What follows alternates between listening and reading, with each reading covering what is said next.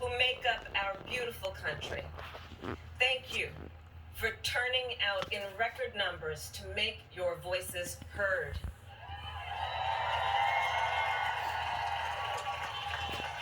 And I know times have been challenging, especially the last several months.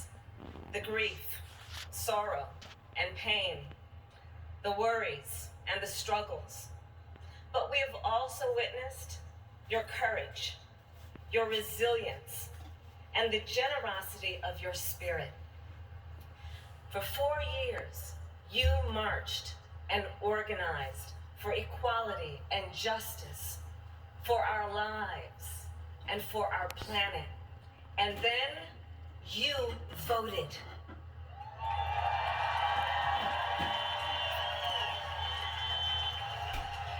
And you delivered a clear message. You chose hope and unity, decency, science, and yes, truth.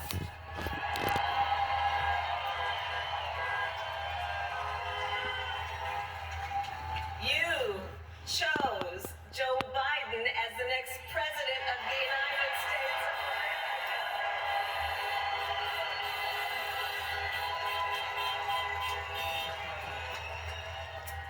And Joe is a healer, a uniter, a tested and steady hand, a person whose own experience of loss gives him a sense of purpose that will help us as a nation reclaim our own sense of purpose.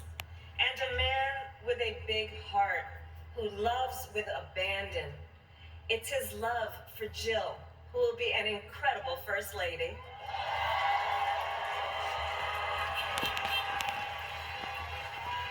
It's his love for Hunter and Ashley and his grandchildren and the entire Biden family.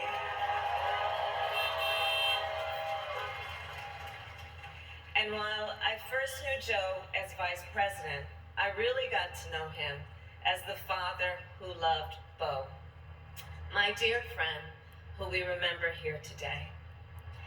And to my husband, Doug,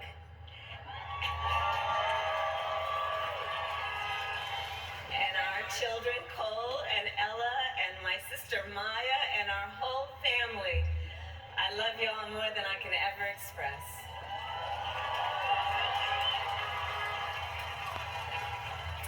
We are so grateful to Joe and Jill for welcoming our family into theirs on this incredible journey.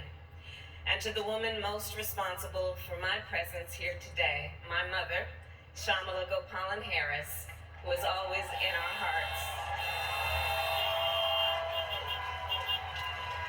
When she came here from India at the age of 19, she maybe didn't quite imagine this moment, but she believed so deeply in America where a moment like this is possible. And so I am thinking about her and about the generations of women, Black women,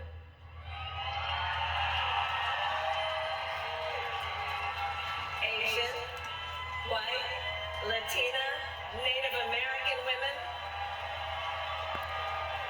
who throughout our nation's history have paved the way for this moment tonight.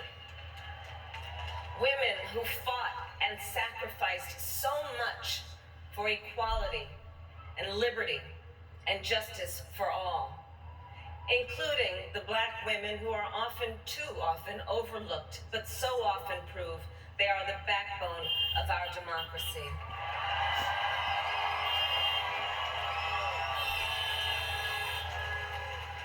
All the women who have worked to secure and protect the right to vote for over a century, 100 years ago with the 19th Amendment, 55 years ago with the Voting Rights Act, and now in 2020 with a new generation of women in our country who cast their ballots and continued the fight for their fundamental right to vote and be heard.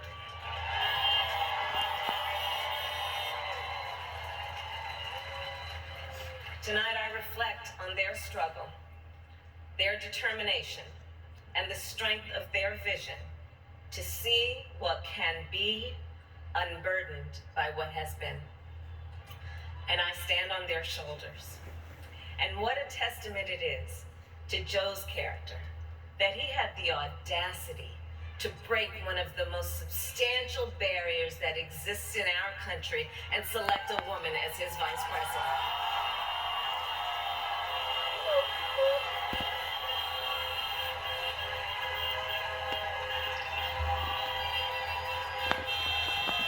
But while I may be the first woman in this office, I will not be the last.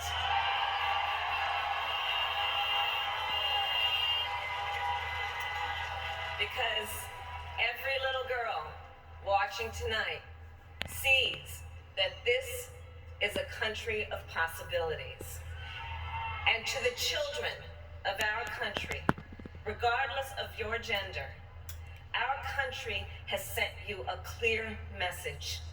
Dream with ambition, lead with conviction, and see yourselves in a way that others may not, simply because they've never seen it before.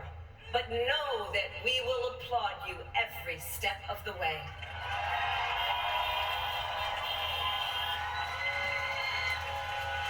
And to the American people, no matter who you voted for, I will strive to be a vice president like Joe was to President Obama. Loyal, honest, and prepared, waking up every day thinking of you and your family.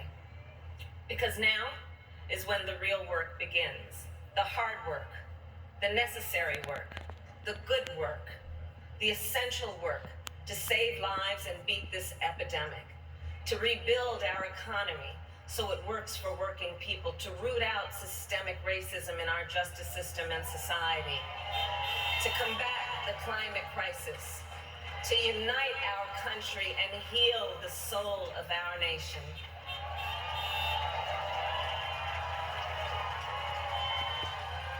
And the road ahead will not be easy, but America is ready, and so are Joe and I.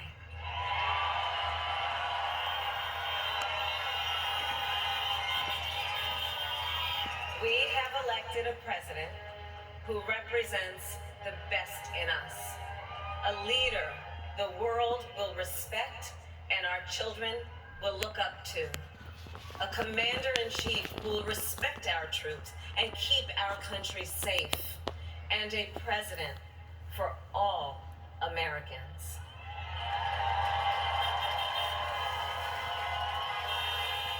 And it is now my great honor to introduce the President-elect of the United States of America, Joe Biden.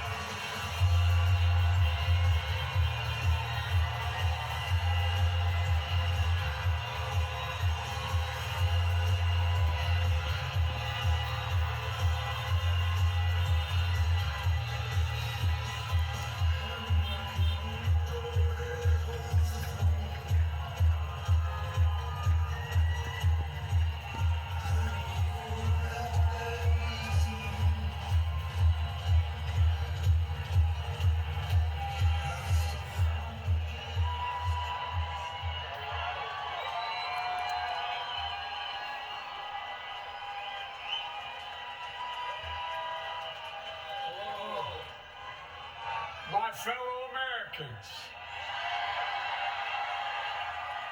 and the people who brought me to dance, Delawareans. I see my buddy Senator Tom Carper down there, and I think Senator Coons is there, and I think the governor's around. And is that Ruth Ann? And that former Governor Ruth Ann Minner. Most importantly, my sisters-in-law, my sister Valerie. Anyway. Folks, the people of this nation have spoken. They've delivered us a clear victory, a convincing victory, a victory for we the people. We've won with the most votes ever cast for a presidential ticket in the history of the nation. 74 million.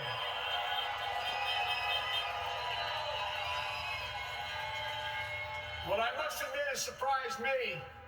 Tonight, we're seeing all over this nation, all cities and all parts of the country, indeed across the world, an outpouring of joy, of hope, renewed faith in tomorrow, bring a better day.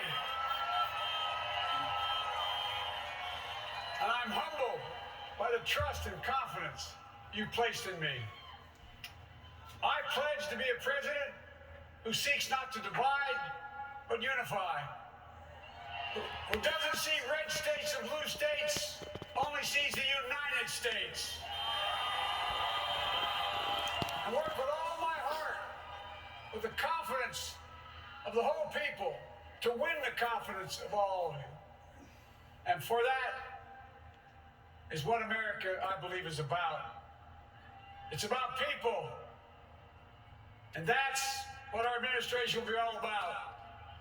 I sought this office to restore the soul of America, to rebuild the backbone of this nation, the middle class, and to make America respected around the world again. Yes, and to unite us here at home. It's the honor of my lifetime that so many millions of Americans have voted for that vision. And now, the work of making that vision is real. It's a task, the task of our time. Folks, as I said many times before, I'm Jill's husband. And I would not be here without her love and tireless support of Jill and my son Hunter and Ashley, my daughter, and all our grandchildren and their spouses and all our family. They're my heart. Jill's a mom, a military mom, an educator. And she has dedicated her life to education. But teaching isn't just what she does, it's who she is. For American educators, this is a great day for y'all. You're going to have one of your own in the White House. And Jill's going to make a great first lady. I'm so proud of her.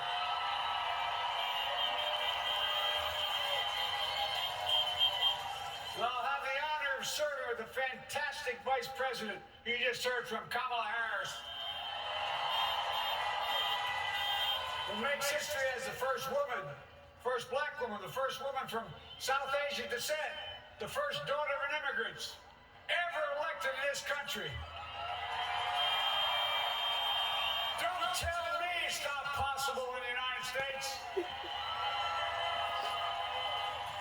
It's long overdue. And we're reminded tonight of those who fought so hard for so many years to make this happen.